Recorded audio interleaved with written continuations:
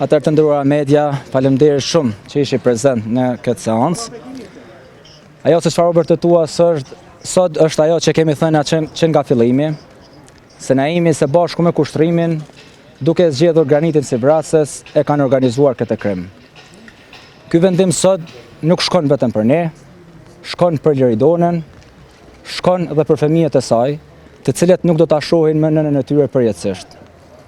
Andaj, ky dënim duhet të jetë edhe një mësim për gjithë ata, të cilët mundohen apo krijojnë mundësi që ta bëjnë një krim të tillë. Ju falemnderit shumë.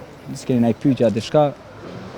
Po, ju në përsa që sot keni kërkuar vërtim përjashëm edhe për kushtim të kokallën, që nuk ka aprovim nga gjykata tash, si e pritet këtë pjesë vendimit?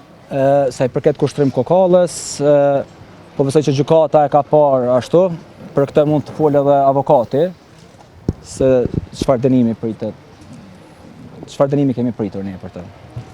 Megjithatë, vendimi sot, megjithatë u azbut pak zemrat. Sa do pak na ka lehtësuar dhimbjen edhe neve edhe familjes, po besoj që ishte vendim të cilin e kemi pritur gjithë populli shqiptar, jo vetëm ne familja.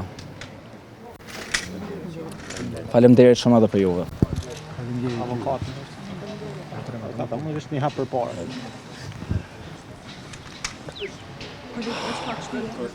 Atëherë, mediat nderuara,